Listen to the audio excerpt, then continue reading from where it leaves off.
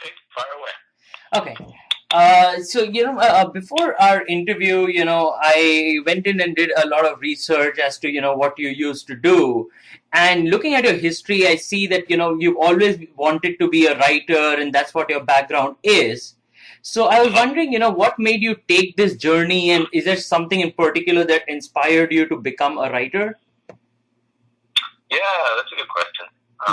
It's interesting. I can remember when I started playing video games, but I really can't remember when I became a reader. Books have just kind of always been there. I didn't really consider writing as a career until I was in college. I entered college as a computer science major, and I would take writing courses just for fun, just because I enjoyed doing it. It was actually relaxing. I was that kid in class who loved the essay tests, and everyone else wanted multiple choice or fill in the blank. And I wrote a paper that was really well received by a teacher, and she pulled me aside after class and said, "Hey, what's your major?" And I said, "Computer science." And she bopped me on the head with this thick folder of papers, and she said, "Quit screwing around with computers. You're a writer. You should write." And that was kind of like, that pop on the head was like flipping a switch. I looked at writing in a different way. I didn't really realize I could make money with it. And some days I'm still not convinced I can make money with it. But I started doing volunteer writing for mygamer.com. And I got paid in the occasional free game, which was good enough, but I was also building a portfolio that I used to do parlay jobs, paying jobs with shacknews.com, brief tenure at IGN, and then I broke into the freelance market where I still am today with Official Xbox Magazine, PlayStation, Official Magazine, and also I just kind of branched out from there because I enjoy writing about this, that, and the other. I've done like I wrote news for a green, like Earth, Save the Earth, Hug the Trees kind of website. I've written a book on renewable energy, published 6 short stories, have a novel coming out this summer. So, I look forward to getting up every day and writing. And that sounds pretty interesting, because I've been a techie all my life as well, and I'm one of those folks who enjoyed the essay questions more than the multiple choice. And I find it interesting, that I guess it all comes down to teachers and education and somebody who points you in the right direction. But I'm wondering, did it help you at all, given the fact that you were interested in video games and had a computer science background, in getting, jobs with, good places to write, such as Shack News and IGN, because I'm sure there are a lot of writers out there who don't get to write like for these top-notch sites. Yeah, that's an excellent point. No one's really brought that up before. I think my interest in video games did help because at first it's kind of like, when you're in school, you don't really have to think about what to work on because your teachers tell you. And if you don't work on the assignment they give you, then things will go badly. And so when I got out of school, I really didn't know what to write about until I decided, well, I know a lot about games. I could do news reports and reviews. And so it was, writing about games that allowed me to work on the craft of writing and eventually carry that over into other avenues like fiction and nonfiction. Got it. Yeah, so then would you have any advice for somebody who's trying to write for more of these professional sites? Is it just that, you should just keep writing and keep sending them your articles, and if they like something, they'll pick you up? Or is there something in particular that you should be doing? No, the former point is really all you can do. And I know some people don't want to hear that, but really just get up every day and write. Write something, write a blog, write. For a while, I had my own gaming news site where I would write up news that I read and found interesting, but I also I incorporated it into a certain theme. It was actually a sex theme. I think because I was like 21 and felt, as most 21-year-old guys. Yeah. So we won't go too deeply into that. But the important thing was that I built my own theme, and certain writers that I showed it to found it amusing, or maybe they just took pity on me. But you just have to get up every day and write something, and don't just write. I mean, the problem with video game journalism is that there are a lot of quote unquote writers out there who really don't care about writing. They just want to be involved with games, so they don't work on their writing. I was one of those who, as much as I loved games, I wanted to be a better writer. Mm-hmm. So, it's kind of like game developers tell stories about how they get resumes all the time from people who say, well, you should hire me because I can beat Super Mario Brothers in 4 minutes. That doesn't really go anywhere. You have to be good at something. You have to provide a service that they need. So just get up and work and look for feedback and work to become better. Got it. So I'm just wondering, like I'm a blogger myself.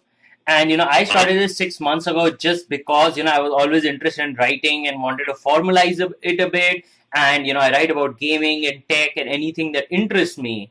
But one of the challenges I've had personally is, one is finding inspiration, that after writing, 20, 30 articles, I kind of ran out of steam and took a break for a month or so, when I had that, quote unquote writer's block.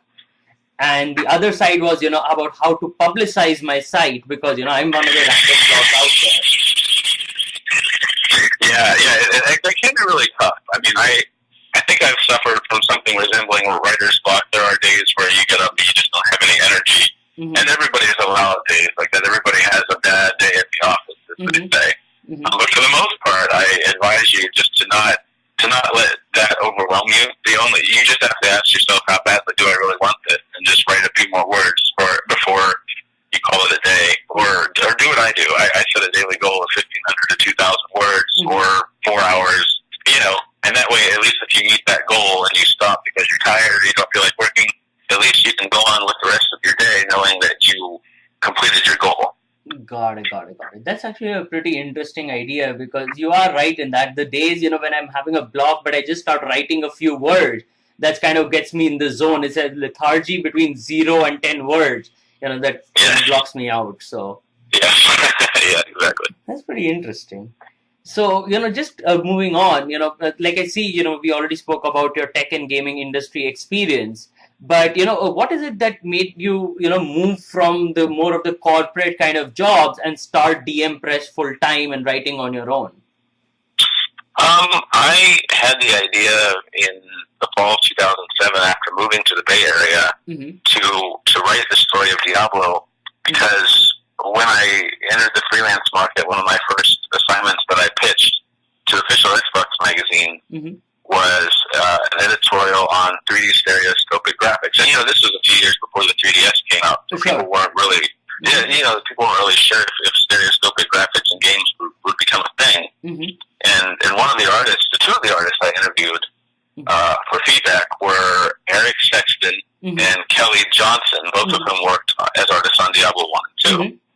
And Eric and I really hit it off. I would start going to his house. We played a lot of EDF 2017 on the 360 together, had a blast, and I found it kind of cool that one of my new friends was, a guy who worked on two of my favorite computer games ever. And so I originally thought, well, maybe I could get all these guys together for a play session and kind of document that. And then I thought, well, it would be even better if Eric and Kelly could help me track down a lot of their former colleagues and I could ask them if they would mind me interviewing them, and I could write the book, the story of Blizzard, North, and Diablo.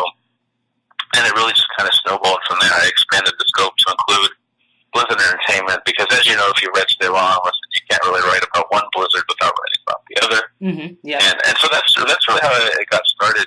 As far as the Impress goes, my wife had the idea to start our own publishing company after I spent some time pitching Stay Well and Listen to publishers, and I even got there was one publisher, I can't remember who it was, and I probably shouldn't name them anyway, but they professed an interest in books about games, but they didn't really know why anyone would want to read about Blizzard and Diablo, which I found kind of baffling. It's like saying, well, why would anyone read about Nintendo? Like Blizzard is kind of the Nintendo of computer game developers, except Nintendo is still one of mine. But so she said, we could do this on our own rather than do print. We could do ebooks, and I warmed up to the idea after probably quite a while. It takes me a while to warm up to any idea.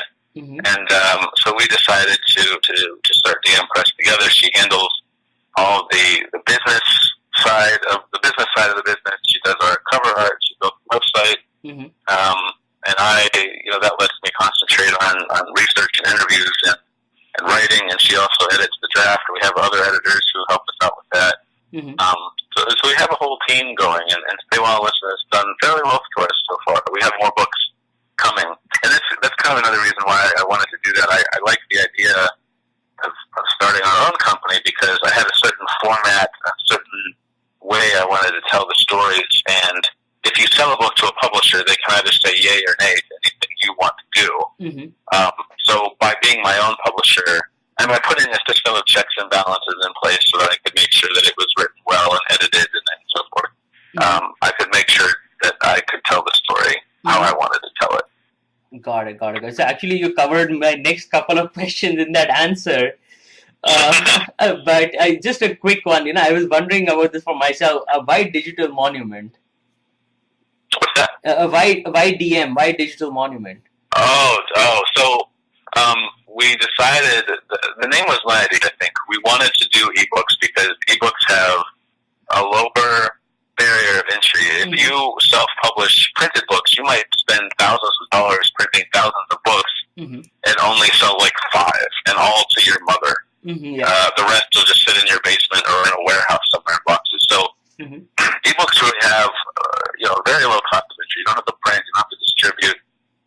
And then from that, I wanted to create a name for the company that kind of encapsulated what the books were. They weren't just books. I wanted them to be electronic books or digital books that were acted as monuments to a particular company or game series or what have you. And that's kind of what Stay While Listen is. Like I crammed a lot of bonus content in there, and a lot of people have said, well, some of this is kind of uninteresting. And it might be to some people, but a lot of people have found it very interesting. So my goal is to have people look at our books like digital monuments, like you might see in a museum.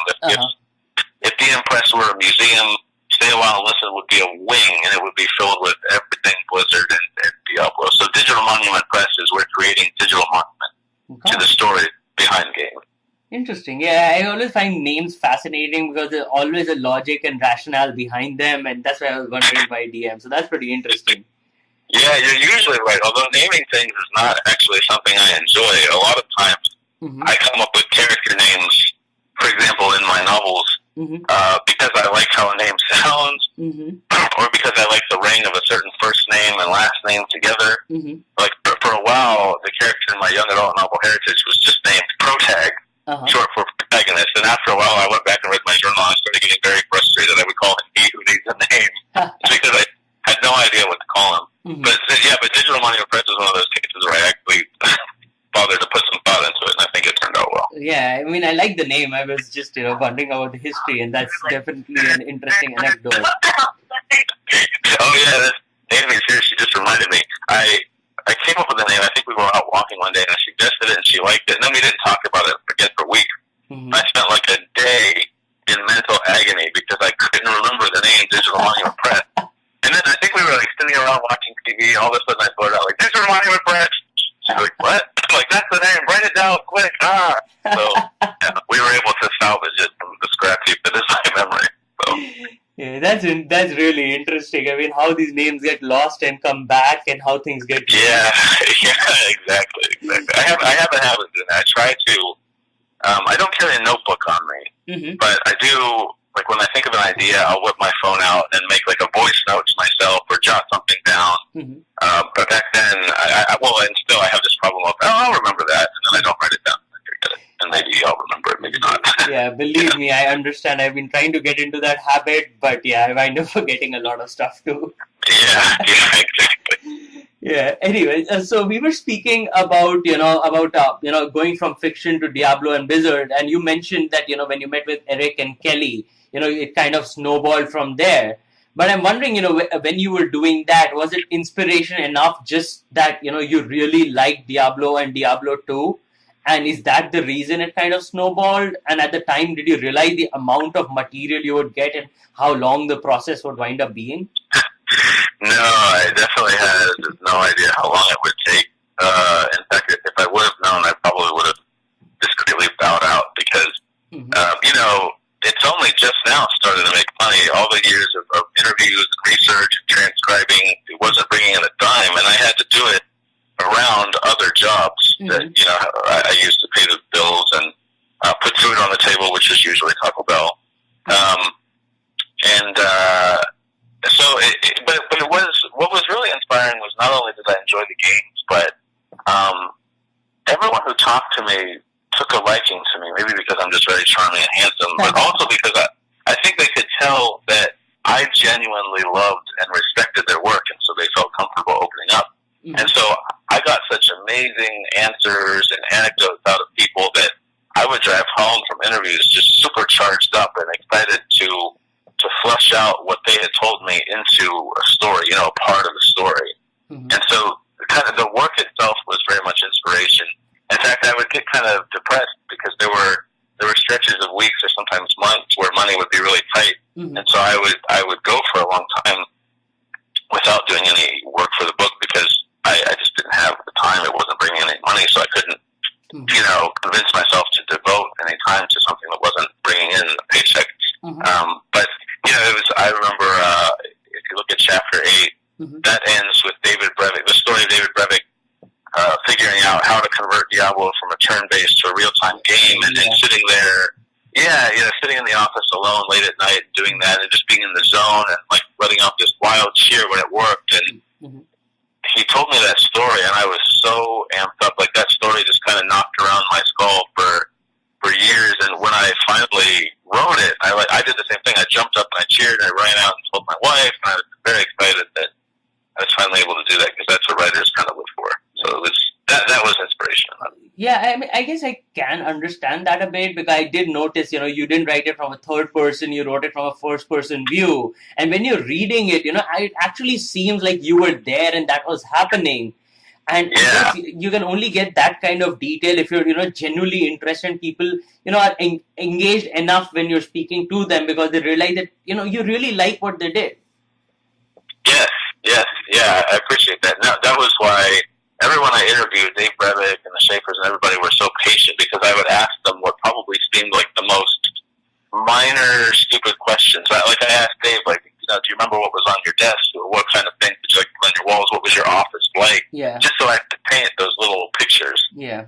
And I think it worked because it added a lot of color to the book. You really got a sense of what it was like to live and work in the office with all those guys. Yeah, that was interesting. I mean, maybe for your next book, you can get some pictures from these guys and put those in because that would be pretty interesting. Yes. Yeah, the next book will cover, Diablo 2, StarCraft, WoW, mm-hmm. and there's some pretty interesting stories to tell there. And we're also working on a lot of other books mm-hmm. outside of Blizzard that, the same amount of detail will go into them. I'm playing with the format a little bit still, mm-hmm. But, people can expect the same level of detail mm-hmm. and history. Yeah. I understand. So we spoke about the inspiration side. Let's speak a bit about the challenges side because, I did notice that, Mike Morhaime and a lot of the folks who are currently at Blizzard didn't, officially approve it because of, some creative control issues. And I don't know if you can speak about it, but is there, something in particular that they wanted which you didn't, want to do? Because eventually an official sanction would have made a big difference to marketing and sales. For sure. I actually did approach them, I think, 3 or 4 times. I have a paper trail in my inbox. Mm-hmm. And it would have been great to have their official support mm-hmm. because, I could have gotten more of their side of the story on certain issues. Mm-hmm. So what I tried to do to work around that was, for example, Patrick Wyatt was their 4th employee. It was Mike and Alan founded it, and they hired Frank Pierce as their first employee. And then after that was Pat. And mm-hmm. Pat was there for 10 years. And was their vice president of R&D. So he was in a position, he was making decisions right alongside Mike and Alan. Mm-hmm. And so he was a very good source of information mm-hmm. from the management level of that company. I think if I hadn't gotten Pat Wyatt on board, I would have had a very difficult time working Blizzard Entertainment into the story. And that might have compromised the book for sure. Got it. Yeah. So that was probably the biggest challenge as far as not working with Blizzard was a challenge, but working with Pat and other guys like Stu Rose helped me overcome it. From a writing side, it was, I've worked on nonfiction before, but not to this level of detail. So it was a challenge to, every time I think, there was about a good 6-month period where I thought I was ready to write the book, but as I would read through my notes, I'd see these little holes And so I try to patch them up by tracking people down and asking them questions, filling in any blanks I could. And so that's one thing I fretted about. Like it's kind of like making your own toys and playing with them. You don't really care if you trash them, but when you're playing with other people's toys, you want to take better care of them because they don't belong to you. And so I kind of, when I'm writing about other people's lives, I really try to go to great pains to make sure I got the facts whenever possible. And when I couldn't, or when I saw that there were more sides of the story that certain people were just refused to budge on, I tried to make sure to share those sides of the story. That way the reader would know I went to every length possible to tell all sides and show all perspectives. Got it. Yeah, I guess that does make sense because you do want to do justice to the work, especially when other people have taken out the time and they're gone through all of their life history. So I guess it can be scary at one, and once it's exciting at one point, but it can also be scary because you really want to do it right. Sure. And I guess on that same note, another challenge was the first book in Say Well and Listen covers approximately like 1991 to the end of 96, and that's a long time ago. So people really had a hard time like digging up those memories. So what I would do is I asked almost everyone the same questions. When I got different answers, I would go back and ask the same question again, but fill in the blank. Like, I asked Dave Craddock this, and he said this. Do you remember it that way? And eventually, I would get kind of to the root. It was like a process of elimination, where if 4 people give you the same answer out of 5, that's probably the right tack. But go ahead and make a note of that 5th take on the story anyway, just so you have it down. Got it. Yeah. Well, I guess it is quite a long and interesting and challenging process. One never thinks about the amount of work that goes in behind a book.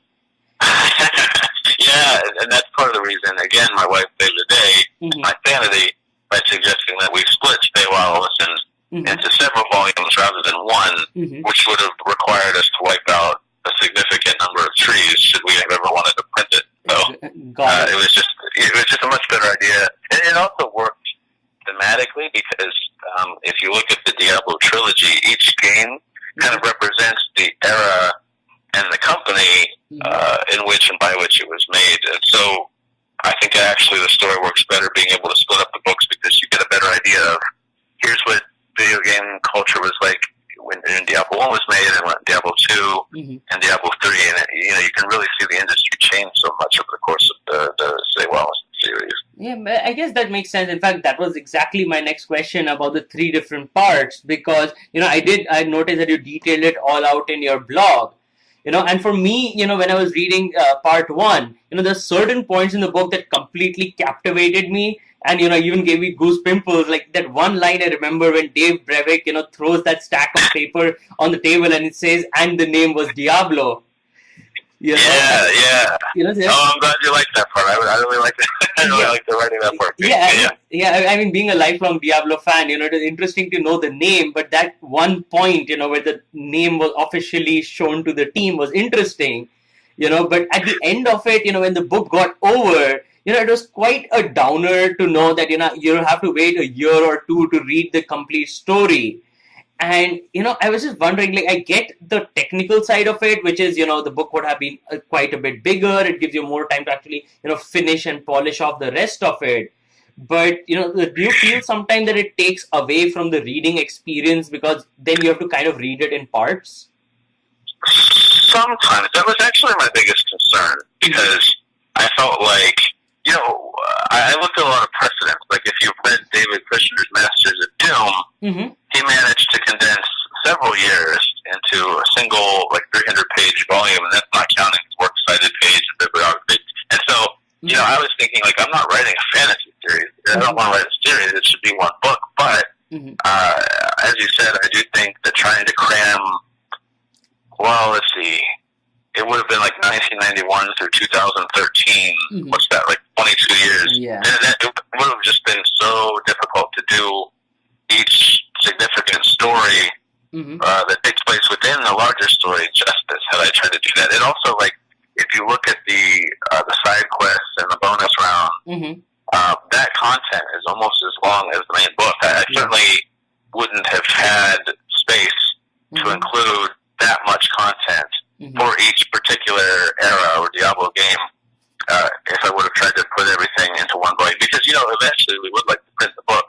So I kind of had to keep that in the back of my mind. Like, sure, as an ebook, I could have an unlimited page count. It could be 3,000 pages if I wanted, but we couldn't really print and bind and sell a 3,000 page block. Got it. In fact, it's interesting. I really like the side quest part of it. The bonus round was nice and getting some more detail, but I really like the side quest part because it, made it more personable and getting those side stories.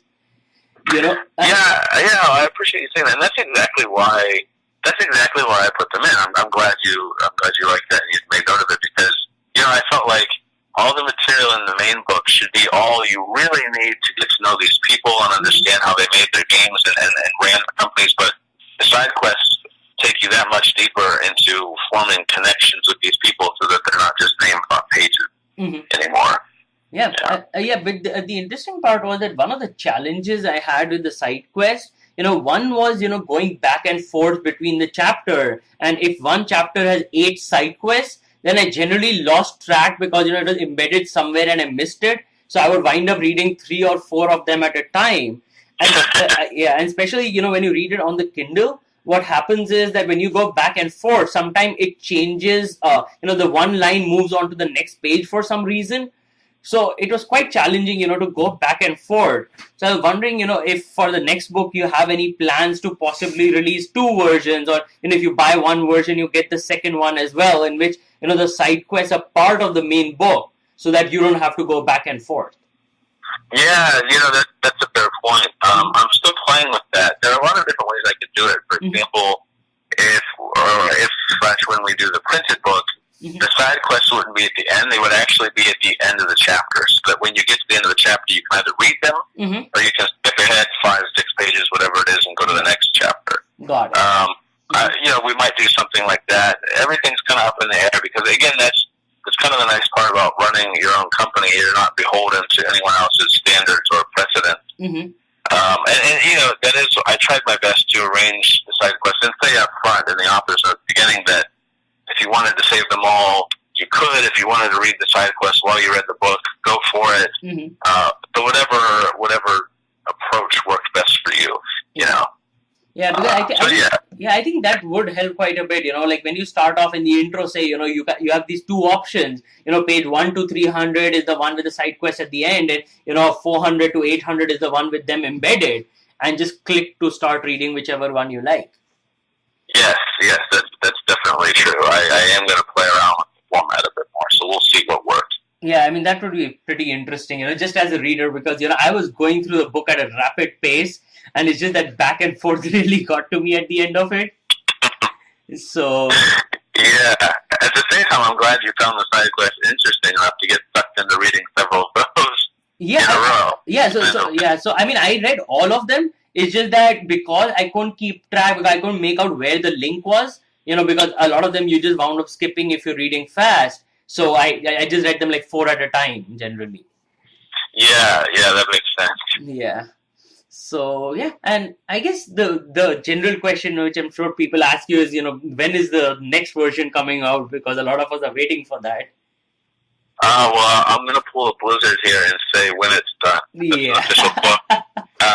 But we're aiming for summer 2015, and the reason for the gap is because, as you point out many times, the books are huge, they take a lot of time, and I kind of have wanderlust when it comes to writing. Like I talked about earlier in our conversation, one thing I love about writing is I don't have to do the same thing every day. So I'm cleansing my palate. The second book is actually written. It's done. I just need to do some, a little bit of fact checking, clean it up. But in the meantime, I'm launching a novel this summer that I sold to a publisher, and I'm also working on some smaller books for DM Press, just because the scope of Sal was so huge and kind of backbreaking at points. But, the short answer is summer 2015. Okay, got it. Wow, I was hoping you would say summer 2014, but sure. No, unfortunately not summer 2014. Oh man, I'm going to have to wait that long. That's crazy. Yeah. Yeah, so I guess, another very general question, you've already spoken a bit about this, but, out of your entire experience in Stay a While and Listen, other than the Dave Brevik story, and when he was speaking about, converting it, from turn-based to, live all the time, is there any other particular experience or memory or quote that sticks out in your mind? Yeah, I really liked getting to know Rick Seiss. His time at Condor and Blizzard North, especially those early years, like I would say up through Diablo 1, were very important to him, and very important to, Matt Ullman, Michio Akamura, Kelly Johnson, Tom Byrne, all the guys who worked there, because the video game industry was barely an industry at that point. It was just a bunch of guys on a shoestring budget coming into work every day, playing games and making games, and forming very tight bonds. They saw each other more than they saw their own families, especially when the crunch period started, near the tail end of '96. And so Rick was very guarded at first and unsure if he wanted to talk to me. But the more he would talk to his friends who had talked to me, and the more we would, meet up and interview, he actually told me at the end of our first interview, he's like, I'm really glad I do this. You put me in a really good mood. I really like talking to you. You're very easy to talk to. And, it was very cool because when you get someone to open up like that, they're more willing to share the kind of details that you as a writer need to give color to their story and tell it, adequately or better. So, yeah, definitely getting to know Rick. And I can really say about anyone. Eric Sexton and I were good friends. Eric Schaefer, Matt Schaefer, getting to talk to them. And Michio. Michio Akamura was he was a good friend of mine. He was also my employer for a while. I actually worked for a company called Red Fauna that picked up the Hellgate London license after Flagship was disbanded. And it was Red Fauna's job to basically restructure the game, gut it and put in new gameplay, new story. And I rewrote the whole script. And Michio Akamura and Eric Sexton were in charge of that.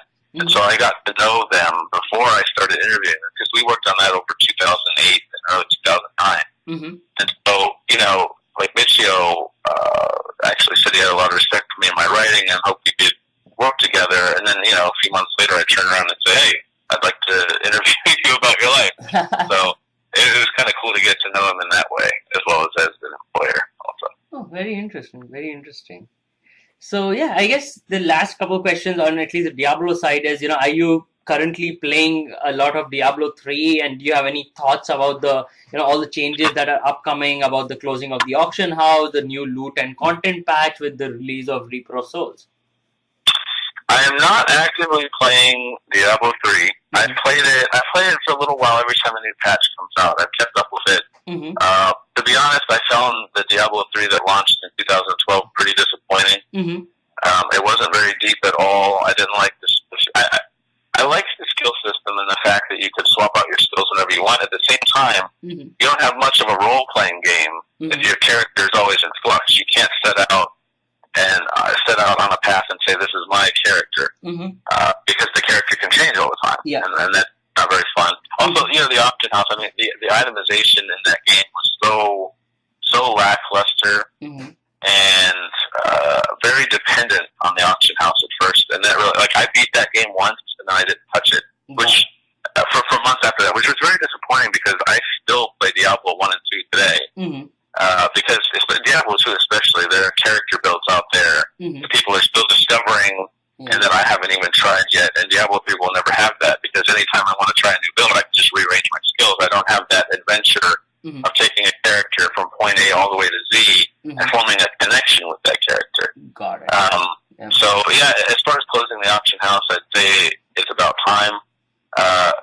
I think that will help the game. I'm looking forward to the Reaper of Souls expansion pack. I think that will probably reinvigorate the game. But, the industry is so different. One thing I noticed is that people tend to not play one game as long. The days of playing one game for 10 years are probably dead and gone. And so it's almost not Diablo 3's or Blizzard's fault that that not a lot of people are playing it anymore. Certainly it won't have the longevity of Diablo 2 because the games industry is so big. There's so many consoles, there's so many indie games, so many mainstream PC games that there's always something new to play. So, I think that Reaper of Souls will reinvigorate Diablo 3, but will it would have the longevity of 2? Probably not. So I would definitely say that they should not wait 12 years to release Diablo 4. There might not be as big of an audience there. Got it. Yeah, I think with the new patch, I mean, I'm somebody who's following it quite avidly, and for me, I managed to hang on playing the game for a year. But after that, eventually, what you said, the lack of customization and the pointlessness of just going after loot, which didn't really help you to any extent, really got to me, because I can still play D2 anytime because of all the runes, all the stuff you can craft. And that's why I think the new patch helps a decent amount because of all the unique legendaries. People are coming up with these crazy builds. So at least for 4 to 6 months, it's going to keep you engaged, because you can have something different than the rest of the people. Not maybe skill wise, but because of the different legendaries, you can eventually work them into some different builds. Yeah, exactly. I kind of liken Diablo 3 to Diablo 2 in the same way that I think about most mobile games versus mainstream, big budget, AAA, however you want to classify them, console games and PC games. A lot of people think that mobile games are going to take over the industry, which is absolutely ridiculous, because most of them are free or $1. And you get what you pay for. You play these games for a few minutes, then you delete them and you download the next hot thing. And that's kind of how I feel about Diablo 3. And Diablo 2 is so special to people because you had to live with your choices. I mean, there were some bad builds out there, but what is a bad build really? Most Diablo 2 players did not take their character through all 3 difficulties, normal, nightmare, and hell. They beat the game once, and then they rolled a new character because they wanted that journey from point A to Z with another character. Yeah. And I could build a necromancer who only has the teeth spell. Is that a good build? Well, I could beat the game with it and I could have fun. So to me, that quantifies good. So, Diablo 3, there's just no real attachment to it because there's no attachment to any choices. There are no choices. I'm not committed to anything. Yeah. And you can play any game you want, and you will always prefer the ones that require commitment and require you to live with maybe some bad choices, because you start to own those choices. You're the one who made them, and so you make them work for you. And there's a level of commitment and enjoyment there that you won't find when you can just say, the hell with it, and retool your whole character at the drop of a hat. Got it. Yeah, actually, that's a pretty interesting point. I never thought about it that way, because, I mean, I leveled up one character to 99, and yes, that took me ages. But, this was before the LOD patch, which would let you re-roll your skills. So I really had to live with the choices that I made. I made a world with Barbarian. So, once it was done, it was done. I mean, I couldn't do anything about it. Right. And that's the thing, like I think you forge a stronger sense of ownership because you're like, well, it's really hard. Maybe I've made some bad decisions, but darn it, I'm going to make this work. And then when it does work, you feel this connection. And that's what role-playing games are all about. Diablo 3 is an action RPG, an action role-playing game in the loosest sense of the word, because you're not really role-playing. There's no role to play. The role changes all the time. So why should I attach any emotion to this character? Got it. Yeah, makes sense. Yeah, but again, I do like the skill system. I do like being able to swap out whenever I want. So it's an interesting pro, but I think the cons outweigh the pros of that system. Yeah, I mean, if we can discuss, the system ad infinitum, because, there are some good parts to it, but, there are a lot of things that didn't work, and that's why it got so much flack. And hopefully, that now that Mike's taken over I think Mike took over from Jay Wilson or somebody else did, they seem to be doing a lot of stuff right. So let's see what happens. Yeah, exactly. There's a culture at Blizzard where maybe it's something in the water, but I think it got to Jay Wilbur in the worst possible way. So hopefully the new guy can, try to focus on what works for Diablo rather than focus on, trying to move up in the ranks of Blizzard and impress his bosses. Yeah, I get that. Yeah. But you spoke a little bit about, the mobile gaming side. And one of the things I was thinking about is, about the stark difference between the gaming landscape between today and 10 years ago. The 10 years ago, we had the few FPSs and some of the real-time strategy games and, games, other RPGs like Diablo. And now you have games like, puzzlers like Candy Crush on mobile. You have the Mafia Wars type games on Facebook, and then you have the League of Legends type mobile games, which didn't even exist 10 years ago. So, so what do you think about the gaming landscape right now, given that we have so many different outlets and such a wide variety of games? I think that's a good question, and I think it's another pro-con scenario. On the plus side, it's really cool that gaming is no longer this, like underground geek movement where games are only played by a bunch of stinky teenage boys in their mom's basement. I mean, everybody plays something, whether you're a secretary at work who boots up solitaire on your lunch break, or you play Candy Crush on your phone, or you're, as I am, eagerly anticipating Dark Souls 2 in the 2 weeks, which is going to be the best game ever. There's something out there to play for everybody. On the downside, I feel like a lot of the trends in games, DLC, mobile games, and how they're structured, I feel like a lot of games aren't designed with fun as the top priority. They are designed to keep milking players for money because as I said, games last. They're so ephemeral now. They last maybe a week or a month, and then people are on to the next big thing. And so, because games cost millions of dollars to make, you have to look for ways to keep making money off them, to recoup those costs of development. I mean, you hear about studios who put out great games, but then they close anyway because the game didn't sell 40 billion copies or whatever numbers they have to hit that are completely unrealistic. So, mobile games especially, I review a fair number of them. I like mobile games, but it seems like the vast majority of the ones that are popular are designed not to be fun, but to kind of nudge and coerce you into paying money to speed run things to get to the fun as quickly as possible. And then, lo and behold, the fun lasts like 2 seconds, and then you're back to boring and wanting to pay money for something else. Got it. So I guess I understand the demands of the industry, the financial demands on resources.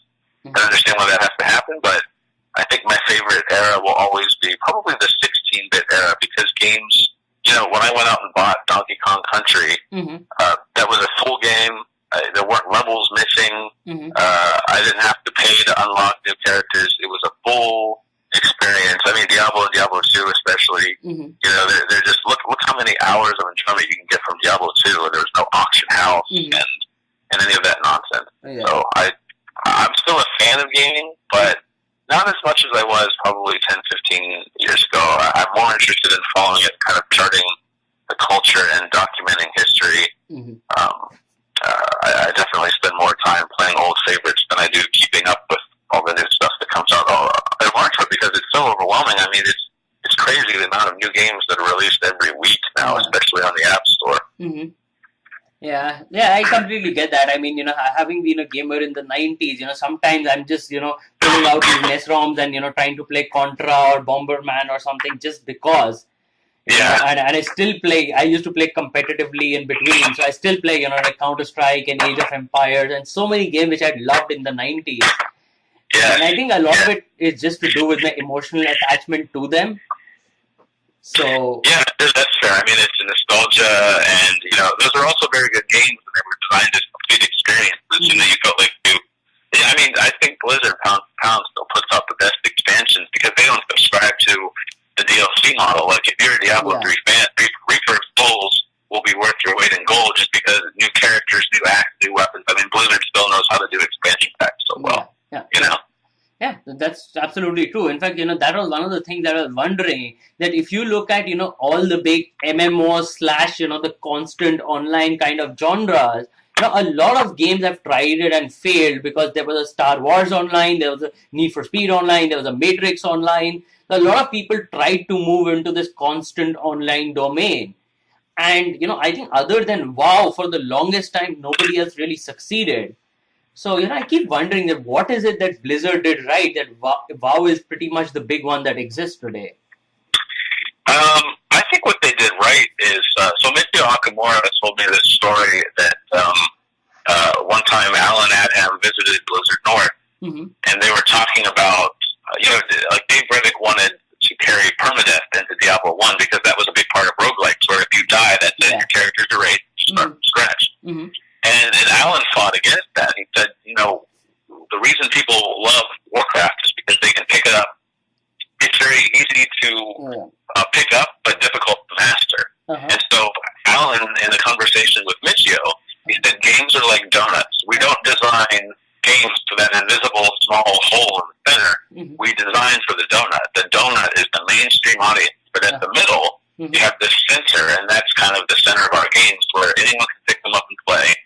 But you have to put in time and really learn the game to do well. And I think that's what WoW did. I mean, EverQuest really didn't have much of a story. It was very grindy, whereas WoW was very colorful. You leveled up quickly. The skills were very fun to use, and there was a story going on. You always had a quest to do, and so Blizzard really they did what they did. They took a formula that already existed, and they just put a nice shine and color on it, so that it was very pretty and attractive, and compelled more people to try it.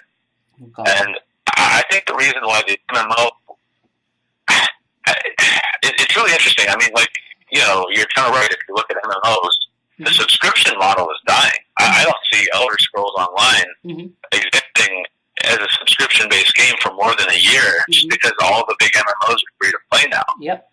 And I think the reason for that is because people aren't trying to make MMOs; they're trying to make WoW. They need to stop doing that. They need to offer something. You can kind of understand the corner they're stuck in. They want to make WoW because WoW is the formula that makes money. And yet, those who are bold enough to do something different, they do that, but then the players dismiss it because it's not WoW. So it's kind of, you're darned if you do, darned if you don't. But, I think if you look at the games industry, what happens is there's a big budget game that comes out, like Doom in '93. Doom kind of set the mold for first-person shooters. So everyone after that wanted to make Doom. The bar was raised. Then came Duke Nukem 3D, then came Quake, then came Unreal. Every time you're raising the bar, the projects are getting more expensive, to the point where if you have one flop today, games are so expensive, even the most solid studio can just crumble because games are so expensive. So I think that's what hurts a lot of developers. They try to make WoW, but WoW made Blizzard so much money that unless you have those deep pockets, you can't compete with that sort of game. So you should really try to make something different that doesn't cost, $200 million or whatever to make, and instead focus on delivering an experience that will recoup your costs easily. And once you've built your fan base, then when you have money coming in, then you can slowly build on this game, rather than trying to climb Mount Everest by starting at the top. It's just not a good idea. Yeah, I guess it always comes down to that option, that would you rather be creative and try something new with a huge risk appetite, or would you rather at least try to copy something that kind of sort of works and hope at least to make some money out of it? I think that's a good question. It would almost be a case-by-case basis, but that sounds like a cop-out. So I'll say I think it's probably better to try to be creative and build something new. And there's a market for that. I mean, 10, 15 years ago, indie gaming wasn't a thing. You had to be, an Epic or a Blizzard or an id Software or a Valve to put a game out. But now, I think gamers have a little bit of everything. They can count on the mainstream market for big name games like Call of Duty and Battlefield, Titanfall. But you also have indie developers who don't have to sell. They can sell 10,000 copies of a game and break even or do even better. They don't have to sell 4 million copies of the game, so they have more room to be creative and innovate, whereas Blizzard does not, because, Blizzard is not an independent company. They're beholden to owners and shareholders, so they have to come out with something big and splashy and epic. Yeah, in fact, it's very interesting you say that, because, my next question was about Indie Game, the movie. And I just watched it, actually. Yeah, exactly. So I noticed that you watched it and you blogged about it. So the thing is, you at the end you like the movie and what it says about the challenges and the interest about indie games. But for me, I love the part which showed all the struggle and the amount of passion one needs to have to create a game. But at the end of it, it felt quite dystopian to me, because it felt like it's saying that there are people who really like doing this stuff, but they face such major challenges that it's better if you don't go this route than a little bit more of a happy ending which says, what, this is the amount of effort we spent, but we've got something great out of it. Yeah, sure. I can agree. That's definitely true. I mean, passion is involved yeah, maybe for some of those guys, selling 100 copies would have been great, but selling 10,000 is like the equivalent of Capcom selling 5 million copies of the new Resident Evil, whatever they decide to do.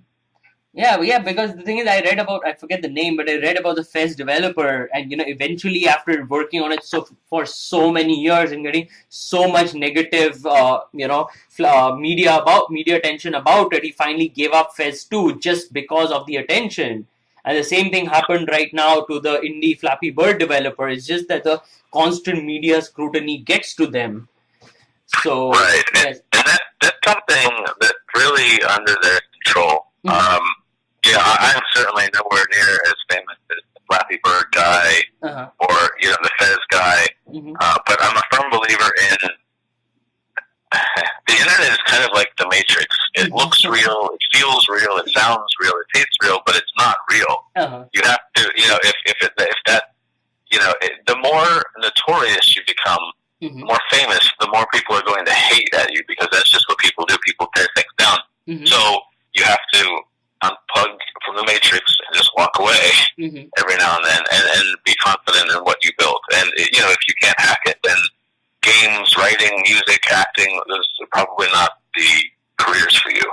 Yeah, and it's interesting that you say that because, that was one of the reasons I didn't blog for the last 5 to 7 years. And I used to just send personal newsletters because it was the fear of putting yourself out in the public domain and knowing that what you write is going to be visible to everybody and will stay there forever. Yeah, it's terrifying. Yeah. So, it's pretty interesting, how much you have to give up to be able to do something that you want to do. Yes. And that's, you just have to ask yourself, how badly do you want this? For me, it's not even a question of wants. I need to do it. When I have a story bouncing around in my head, I either tell it or it'll just explode out, and that'll be a horrible mess for someone to clean up. So, you just have to do it. And it's scary, but if you really want to do it, and you want to make money on it, then you have to put it out there. And, I don't want to make it sound like I'm in it for the money. You don't get in it for the money. I want to make money because I want this to be my life's work and how I earn my living. And so you either have to say, well, I'm going to write something and just keep it in a dresser drawer forever, or I'm going to take a chance and put it out there. It's kind of like running out naked in the street and saying, look at me! For every one person who's like, hey now, everyone else is going to throw something at you or puke. So you just have to try it and do your best. Sorry, go ahead. No, I was just, it's that analogy was kind of funny, but yeah. That's kind of what it's like. Yeah, I get that because, I think eventually for me it was like the dam that was about to burst and I had so many thoughts. That's why I actually managed to write once a week for, a couple of months because there was so much that I wanted to put out there, that you want to share. So, I completely get that. Do it because, there are people who dream and there are people who talk. But far fewer people actually do. And so, no matter how things turn out, you can always be proud of something that you put out there. Got it. Yeah, that makes sense. And that's I guess, why I reached out to you because, it's a book that I love. When I started reading it, it was on my to-do list for a couple of months. And I have, the Doom book and a lot of them, to read. But when I started reading it, there's no other book which I've read that, got me so enthused about the process because I'm a huge Diablo fan. Oh, I'm glad to hear that. And that's part of the inspiration too. I like hearing from people like you who, the book was able to reach them and they connected with it. And that's definitely worth more than any amount of money. It's too bad I can't turn you in to pay a bill, but it's definitely very gratifying. Yeah, well, hopefully the write-up can generate a few more, sales. I hope so. I'm looking forward to seeing it. It's been a very fun talk with you. Yeah, absolutely. And just a quick, last question. It's kind of a different one, but I noticed that you're a pro wrestling fan as well. So I'll ask you the age-old question that we debate, The Rock or Stone Cold? Right. Let's see. Rock's definitely my favorite. Right now I'm a big Daniel Bryan fan. and I don't know if you saw the Elimination Chamber Yes, last night. I did, yeah. Yeah, heartbreaking, but not unexpected. I'm hoping they put Daniel Bryan in the title match at WrestleMania, which they kind of have to now. But I've subscribed to the WWE Network. It's kind of shaky. Been watching it off and on all day, but it's pretty cool that I can, my wife has no idea what's going to happen, or we're just going to be watching wrestling all the time. Yeah, it's pretty cool. But yeah, I don't know if that answers your question. Yeah, I was wondering because that's a debate I keep having mentally all the time because The Rock is so cool, but Stone Cold is just like a badass. I think that's just kind of when I got in. Like I got in when Stone Cold was in the twilight of his career, but The Rock was just coming back from Scorpion King and was red hot, and he's just so entertaining. Like I think The Rock. I mean, certainly Stone Cold is the biggest superstar of all time. And he has the advantage of like who doesn't want to like flip their boss off and like kick him in the gut and perform a jawbreaker on him. I guess that's pretty specific, but it's interesting fantasy nonetheless. But The Rock was he's that cool guy, the guy that everyone wants to be, and he's just hilarious. And he's also like I respect The Rock not only as a wrestler, but Dwayne Johnson is a very hard worker, very talented, and he's very much an idol for me. In that if you work hard and you've got at least a modicum of talent, then good things will come to you. Yeah, I mean that part I definitely do agree with because The Rock, I mean Dwayne Johnson has worked so hard during his life, and I think he's also a good personal marketer, and he markets himself so well that you never hear about Dwayne Johnson getting in trouble for hitting women or doing drugs. Like he seems like a genuinely good guy, and you want to see people like that be successful. Yeah, I completely get that. So. Yeah, just, any final thoughts, anything that you think you would like to share which I didn't cover today?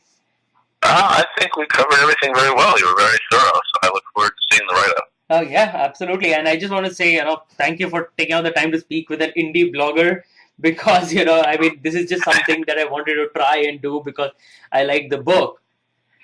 Well, I'm glad, and, it's my pleasure. We indies have to stick together. So, absolutely. We'll keep in contact, and I think you'll be very interested in the books we have coming up, as well as Spell 2 and 3. So, if you want to talk again or, get review copies, just, we'll stay in touch, and I'd love to see you cover them. Absolutely. And in fact, I don't know if you can share with studios you're writing about because I'm fascinated to know about studios like Westwood and Sierra, because those are iconic studios. Well, it's interesting you mention that. I am writing about the King's Quest and Gabriel Knight series. And we're also writing about XCOM, the original. Okay. And as well as some projects that we'll keep under wraps. But those are probably the next two coming down the pipe.